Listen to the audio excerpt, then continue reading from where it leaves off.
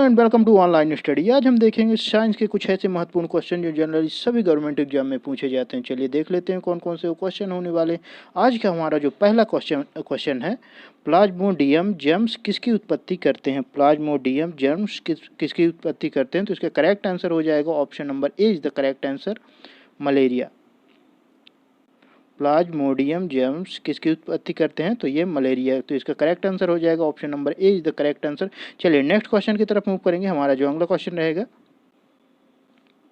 निम्न में से कौन सा आनुवांशिक इंजीनियरिंग में सहायक होता है। निम्न में से कौन सा आनुवांशिक इंजीनियरिंग में सहायक होता है। इसका करेक्ट आंसर हो जाएगा option number A is the correct answer, plasmid is the correct answer. Plasmid is the correct answer, option number A is the correct answer.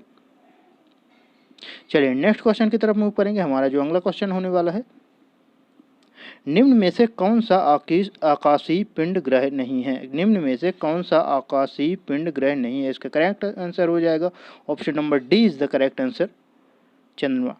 Option number D is the correct answer. निम्न में से कौन सा आकाशीय पिंड ग्रह नहीं है, तो इसका करेक्ट आंसर हो जाएगा option number D is the correct answer, चंद्रमा। चलिए नेक्स्ट क्वेश्चन की तरफ मूव करते हैं। हमारा जो अगला क्वेश्चन है, निम्न में से कौन धातु होते हुए भी विद्युत का कुचालक होते हैं। इसका करेक्ट आंसर हो जाएगा option number C is the correct answer, lead. निम्न में से कौन धातु होते हुए भी विद्युत का कुचालक होते हैं, तो इसका करेक्ट आंसर हो जाएगा option number C is the correct answer. चलिए नेक्स्ट क्वेश्चन की तरफ मूव करेंगे। हमारा जो अगला क्वेश्चन रहेगा, निम्न में से किसके लिए माध्यम का होना या ना होना आवश्यक नहीं है। निम्न में से किसके लिए माध्यम का होना या ना होना आवश्यक नहीं है, तो इसका करेक्ट आंसर हो जाएगा option number A is the correct answer, विकिरण the correct answer. Option number A is the correct answer. चलिए नेक्स्ट क्वेश्चन की तरफ मूव करेंगे। हमारा जो अगला क्वेश्चन रहेगा, निम्न में से किन अंगों का प्रत्यारोपण सफलतापूर्वक हो रहा है। निम्न में से किन अंगों का प्रत्यारोपण सफलतापूर्वक हो रहा है। इसका करेक्ट आंसर हो जाएगा option number D is the correct answer, उपरोक्त सभी। वृक्क का भी हो रहा है, यकृत का भी हो रहा है, कार्निया का भी हो रहा है, तो इसका करेक्ट आंसर हो जाएगा option number D is the correct answer. प्रत्यारोपण इन तीनों का हो रहा है, तीनों को। चलिए नेक्स्ट क्वेश्चन की तरफ मूव करते हैं। निम्न में से एक्स किरणों का कौन सा गुण दृश्य प्रकाश से अधिक होता है। इसका करेक्ट आंसर हो जाएगा option number A is the correct answer, वेदन क्षमता इज द करेक्ट आंसर, वेदन क्षमता। Option number A is the correct answer. निम्न में से एक्स किरणों का कौन सा गुण दृश्य प्रकाश से अधिक होता है, तो इसका करेक्ट आंसर हो जाएगा भेदन क्षमता। चलिए अगले क्वेश्चन की तरफ मूव करेंगे। निम्न में कौन सौर परिवार का सदस्य नहीं। निम्न में कौन सौर परिवार का सदस्य नहीं है, तो इसका करेक्ट आंसर हो जाएगा option number C is the correct answer, तारामंडल। Option number C is the correct answer, तारामंडल। निम्न में से कौन सौर परिवार का सदस्य नहीं है, तो तारामंडल इज द करेक्ट आंसर। चलिए नेक्स्ट क्वेश्चन की तरफ मूव करेंगे। नाभिकीय संलयन में कौन से तत्व नाभिक परस्पर मिलते हैं। नाभिकीय संलयन में कौन से तत्व के नाभिक परस्पर मिलते हैं। इसका करेक्ट आंसर हो जाएगा option number A is the correct answer, hydrogen. Hydrogen is the correct answer. नाभिकीय संलयन में कौन से तत्व के नाभिक परस्पर मिलते हैं, तो इसका हाइड्रोजन आंसर हो जाएगा option number A is the correct answer. चलिए अगले क्वेश्चन की तरफ मूव करेंगे। हमारा जो अगला क्वेश्चन रहेगा, ध्वनि तरंगों की प्रकृति होती है। ध्वनि तरंगों की प्रकृति कैसी होती है। इसका करेक्ट आंसर हो जाएगा option number B is the correct answer, अनुदैर्ध्य द करेक्ट आंसर। ध्वनि तरंगों की प्रकृति कैसी होती है, तो ये अनुदैर्ध्य होती है। इसका करेक्ट आंसर हो जाएगा option number B is the correct answer. चलिए नेक्स्ट क्वेश्चन की तरफ मूव करेंगे। ध्वनि के किस लक्षण के कारण ध्वनि मोटी या पतली होती है। ध्वनि के किस लक्षण के कारण ध्वनि मोटी या पतली होती है। इसका करेक्ट आंसर हो जाएगा option number B is the correct answer, तारत्व the correct answer. Option number B is the correct answer. चलिए नेक्स्ट क्वेश्चन की तरफ मूव करेंगे। हमारा जो अगला क्वेश्चन रहेगा, धारावाही कुंडली में ऊर्जा निम्न रूप में संग्रहित होती है। धारावाही कुंडली में ऊर्जा निम्न रूप में संग्रहित होती है। इसका करेक्ट आंसर हो जाएगा option number B is the correct answer, चुंबकीय क्षेत्र इज द करेक्ट आंसर, चुंबकीय क्षेत्र। धारावाही कुंडली में ऊर्जा निम्न रूप में संग्रहित होती है, तो ये चुंबकीय क्षेत्र, option number B is the correct answer. चलिए नेक्स्ट क्वेश्चन की तरफ मूव करेंगे। द्रव्यों तथा गैसों में ऊष्मा का स्थानांतरण निम्न में से किस विधि द्वारा होता है।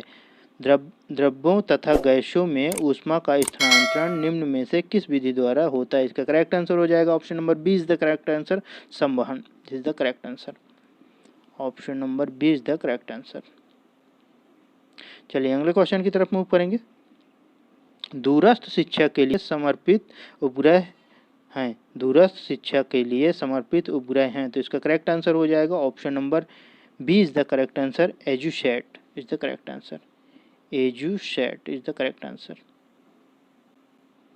Option number B is the correct answer. दूरस्थ शिक्षा के लिए समर्पित उपग्रह हैं, तो ये एजुसैट। चलिए अगले क्वेश्चन की तरफ मूव करेंगे। दूरदृष्टि दोष से पीड़ित व्यक्ति के चश्मे में कौन सा लेंस प्रयोग किया जाता है? दूरदृष्टि से पीड़ित व्यक्ति के चश्मे में कौन सा लेंस प्रयोग किया जाता है? इसका करेक्ट आंसर हो जाएगा option number A is the correct answer, उत्तल लेंस, उत्तल lens, option number A is the correct answer. चलिए नेक्स्ट क्वेश्चन की तरफ मूव करेंगे। तेज हवा वाली रात्रि में ओस नहीं बनती क्योंकि, तेज हवा वाली रात में ओस नहीं बनती क्योंकि ये वाष्पीकरण की दर तेजी से होती है। Option number A is the correct answer, वाष्पीकरण की दर तेजी से होती है, तो इसका करेक्ट आंसर हो जाएगा ऑप्शन नंबर ए। तेज हवा वाली रात में ओस नहीं बनती क्योंकि वाष्पीकरण की दर तेजी से होती है, जिसका करेक्ट आंसर हो जाएगा option number A is the correct answer. चलिए नेक्स्ट क्वेश्चन की तरफ मूव करेंगे। तारों व गैसों के बादलों का समूह कहलाता है, तारों व गैसों के बादलों का समूह कहलाता है, इसका करेक्ट आंसर हो जाएगा option number D is the correct answer, आकाशगंगा, आकाशगंगा। तारों व गैसों के बादलों का समूह क्या कहलाता है? आकाशगंगा। चलिए अगले क्वेश्चन की तरफ मूव करेंगे। तारों में ऊर्जा उत्पन्न करने वाली अपक्रिया कहलाती है, तारों में ऊर्जा उत्पन्न करने वाली अपक्रिया क्या कहलाती है? इसका करेक्ट आंसर हो जाएगा option number A is the correct answer, नाभिकीय संलयन, नाभिकीय संलयन। तारों में ऊर्जा उत्पन्न करने वाली अपक्रिया क्या कहलाती है? नाभिकीय संलयन, इसका करेक्ट आंसर हो जाएगा ऑप्शन नंबर ए। चलिए अगले क्वेश्चन की तरफ मूव करेंगे। अशुद्धियों के कारण द्रव का क्वथनांक क्या होता है? अशुद्धियों के कारण द्रव का क्वथनांक क्या हो जाता है? इसका करेक्ट आंसर हो जाएगा option number B is the correct answer, बढ़ जाता है। अशुद्धियों के कारण, अशुद्धियों के कारण द्रव का क्वथनांक क्या हो जाता है? बढ़ जाता है, इसका करेक्ट आंसर हो जाएगा ऑप्शन नंबर बी। चलिए अगले क्वेश्चन की तरफ मूव करेंगे। मानव शरीर में प्रच्छ कौन सी संरचना संलग्न होती है? मानव शरीर में प्रच्छ कौन सी संरचना संलग्न होती है? इसका करेक्ट आंसर हो जाएगा option number B is the correct answer, बृहदांत्र इज द करेक्ट आंसर, बृहदांत्र is the correct answer, option number B, option number B is the correct answer. चलिए नेक्स्ट क्वेश्चन की तरफ मूव करेंगे। मनुष्य में मेरुदंड से कितनी जोड़ी तंत्रिका निकलती है? मनुष्य में मेरुदंड से कितनी जोड़ी तंत्रिका निकलती है? इसका करेक्ट आंसर हो जाएगा option number C is the correct answer, 31, 31 the correct answer. मनुष्य में मेरुदंड से कितनी जोड़ी तंत्रिका निकलती है? तो ये 31 द करेक्ट आंसर। चलिए अगले क्वेश्चन की तरफ मूव करेंगे। प्रतिवर्ती क्रियाओं का नियंत्रण केंद्र कहाँ पर होता है? प्रतिवर्ती क्रियाओं का नियंत्रण केंद्र कहाँ पर होता है? इसका करेक्ट आंसर हो जाएगा option number B is the correct answer, कशेरुक रज्जु में, कशेरुक रज्जु में, इसका करेक्ट आंसर हो जाएगा option number B is the correct answer, कशेरुक रज्जु में, option number B is the correct answer. प्रतिवर्ती क्रियाओं का नियंत्रण केंद्र कहाँ पर होता है? तो ये कशेरुक रज्जु में, इसका करेक्ट आंसर हो जाएगा ऑप्शन नंबर बी। चलिए अगले क्वेश्चन की तरफ मूव करेंगे। हाइड्रोफाइट कहते हैं, हाइड्रोफाइट कहते हैं, किसे कहते हैं? हाइड्रोफाइट किसे कहते हैं? इसका करेक्ट आंसर हो जाएगा option number A is the correct answer, एक जलीय पौधे को। हाइड्रोफाइट किसको कहते हैं? एक जलीय पौधे को कहते हैं। हाइड्रोफाइट एक जलीय पौधे को कहते हैं, इसका करेक्ट आंसर हो जाएगा option number A is the correct answer, option number A is the correct answer. चलिए अगले क्वेश्चन की तरफ मूव करेंगे। एपीफाइट बहुत अधिक विकसित होती है, ऐसे पौधे होते हैं जो अन्य पौधे पर निर्भर करते हैं। इसका करेक्ट आंसर हो जाएगा option number D is the correct answer, यांत्रिक मदद हेतु, यांत्रिक मदद हेतु का करेक्ट आंसर हो जाएगा option number D the correct answer. चलिए अगले क्वेश्चन की तरफ मूव करेंगे। गुरुत्वाकर्षण नियमों के आविष्कारक किसे माना जाता है? गुरुत्वाकर्षण नियमों के आविष्कारक किसे माना जाता है? इसका करेक्ट आंसर हो जाएगा option number A is the correct answer, Newton. गुरुत्वाकर्षण नियमों के आविष्कारक किसे माना जाता है? ये न्यूटन को माना जाता है। चलिए अगले क्वेश्चन की तरफ मूव करेंगे। हमारा जो अगला क्वेश्चन रहेगा, कूलिज नलिका का प्रयोग क्या उत्पन्न करने के लिए किया जाता है? कूलिज नलिका का प्रयोग क्या उत्पन्न करने के लिए किया जाता है? इसका करेक्ट आंसर हो जाएगा option number C is the correct answer, X किरणों। कूलिज नलिका का प्रयोग क्या उत्पन्न करने के लिए किया जाता है? तो एक्स किरणों के लिए। Option number C is the correct answer, option number C. चलिए अगले क्वेश्चन की तरफ मूव करेंगे। इंद्रधनुष किस प्रकार का स्पेक्ट्रम है? इंद्रधनुष किस प्रकार का स्पेक्ट्रम है? इसका करेक्ट आंसर हो जाएगा option number A is the correct answer, प्राकृतिक स्पेक्ट्रम, प्राकृतिक स्पेक्ट्रम। करेक्ट आंसर हो जाएगा ऑप्शन नंबर ए। चलिए अगले क्वेश्चन की तरफ मूव करेंगे।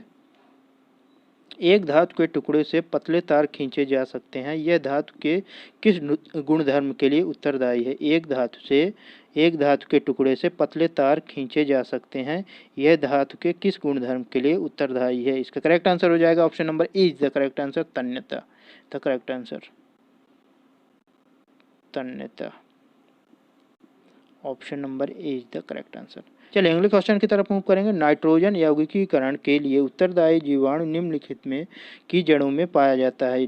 नाइट्रोजन यौगिकीकरण के लिए उत्तरदायी जीवाणु निम्नलिखित की जड़ों में पाया जाता है। इसका करेक्ट आंसर क्या हो जाएगा? Option number C is the correct answer, फलीदार पौधे में, फलीदार पौधों में। Option number C is the correct answer. चलिए अगले क्वेश्चन की तरफ मूव करेंगे। रेत पर पद चिन्हों का सांचा ढालने के लिए सबसे अच्छी सामग्री है? रेत पर पद चिन्हों का सांचा ढालने के लिए सबसे अच्छी सामग्री है? इसका करेक्ट आंसर हो जाएगा option number C is the correct answer, paraffin मोम। The correct answer, option number C, paraffin मोम। चलिए अगले क्वेश्चन की तरफ मूव करेंगे। रिसर्पिन नामक दवा निम्नलिखित में उपचार के लिए काम आती है? रिसर्पिन नामक दवा निम्नलिखित के उपचार में काम आती है। इसका करेक्ट आंसर हो जाएगा option number C is the correct answer, उच्च रक्तदाब घटना के लिए, उच्च रक्तदाब घटना के लिए। रिसर्पिन नामक दवा निम्नलिखित में के उपचार में काम आती है, तो ये उच्च रक्तदाब के लिए आती है। चलिए अगले क्वेश्चन की तरफ मूव करेंगे। टेलीग्राफ संचार में कौन सी भाषा प्रयुक्त की जाती है? टेलीग्राफ संचार में कौन सी भाषा प्रयुक्त की जाती है? इसका करेक्ट आंसर हो जाएगा option number B is the correct answer, सांकेतिक भाषा का, सांकेतिक भाषा का। टेलीग्राफ संचार में कौन सी भाषा प्रयुक्त की जाती है? तो ये सांकेतिक भाषा का किया जाता है। Option number B is the correct answer. चलिए अगले क्वेश्चन की तरफ मूव करते हैं। जो तत्व ऑक्सीजन पर प्रतिक्रिया नहीं करता वह है? जो तत्व ऑक्सीजन पर प्रतिक्रिया नहीं करता क्या कहलाता है? इसका करेक्ट आंसर हो जाएगा option number B is the correct answer, iodine. Iodine, जो तत्व ऑक्सीजन पर प्रतिक्रिया नहीं करता वो क्या कहलाता है? आयोडीन। चलिए अगले क्वेश्चन की तरफ मूव करेंगे। जूल निम्नलिखित में से किसकी इकाई है? जूल निम्नलिखित में से किसकी इकाई है? इसका करेक्ट आंसर हो जाएगा option number A is the correct answer, ऊर्जा। जूल किसकी इकाई है? तो ये ऊर्जा की है। इसका करेक्ट आंसर हो जाएगा option number A is the correct answer, ऊर्जा। चलिए अगले क्वेश्चन की तरफ मूव करेंगे। जीवाश्मों का निर्धारण किससे किया जाता है? जीवाश्मों का निर्धारण किससे किया जाता है? इसका करेक्ट आंसर हो जाएगा option number C is the correct answer, carbon, carbon 14। जीवाश्मों का निर्धारण किससे किया जाता है? तो ये कार्बन 14 से किया जाता है। इसका करेक्ट आंसर हो जाएगा ऑप्शन नंबर सी। चलिए अगले क्वेश्चन की तरफ मूव करेंगे। जीवाणुओं में प्रकाश संश्लेषण किस रंग के प्रकाश में होता है? जीवाणुओं में प्रकाश संश्लेषण किस रंग के प्रकाश में होता है? इसका करेक्ट आंसर हो जाएगा option number A is the correct answer, अवरक्त प्रकाश में, अवरक्त प्रकाश में। इसका करेक्ट आंसर हो जाएगा अवरक्त प्रकाश में, option number A is the correct answer. चलिए अगले क्वेश्चन की तरफ मूव करेंगे। जीवाणु में प्रकाश संश्लेषणी वर्णक पाए जाते हैं? इसका करेक्ट आंसर हो जाएगा option number B is the correct answer, chromatophore में। इसका करेक्ट आंसर हो जाएगा ऑप्शन नंबर बी, क्रोमेटोफोर में। इसका करेक्ट आंसर हो जाएगा ऑप्शन नंबर बी। जीवाणु में प्रकाश संश्लेषणी वर्णक पाए जाते हैं क्रोमेटोफोर में। इसका करेक्ट आंसर हो ऑप्शन नंबर बी। चलिए अगले क्वेश्चन की तरफ मूव करेंगे।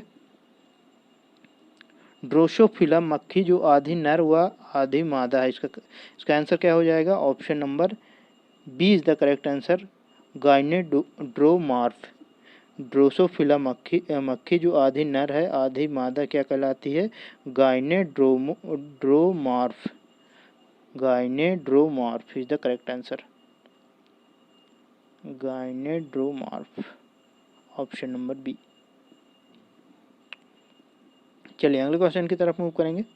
साधारण बातचीत की ध्वनि तीव्रता कितनी होती है? साधारण बातचीत की ध्वनि तीव्रता कितनी होती है? इसका करेक्ट आंसर हो जाएगा option number B, 50 to 60 decibel. The correct answer option number C. चलिए अगले क्वेश्चन की तरफ मूव करेंगे और आज का आखिरी भी क्वेश्चन रहेगा। लाल रक्त कोशिकाओं के रूप में भी जाना जाता है। लाल रक्त कोशिकाओं के रूप में भी जाना जाता है, किसे जाना जाता है? इसका करेक्ट आंसर हो जाएगा option number A is the correct answer, erythrocyte is the correct answer. Option number A is the correct answer, erythrocyte the correct answer, option number ए। आज का सेशन यहीं पर कंप्लीट होगा। दोस्तों वीडियो अच्छी लगी हो तो लाइक करिए, सब्सक्राइब करिए, बेल आइकन प्रेस करिए ताकि हमारी आने वाली वीडियो के अपडेट आप लोगों को मिलते रहें।